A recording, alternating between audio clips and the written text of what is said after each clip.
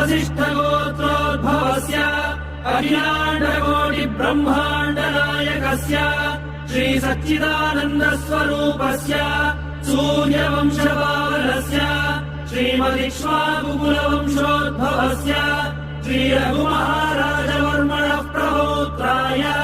अजमहाराजवर्मणः पौत्राय दशरथमहाराजवर्मणः पुत्राय चक्रवर्ति सार्वभौमाय श्रीमहाविष्णु अवतारभूताय भरतखण्ड आत्मस्वरूपाय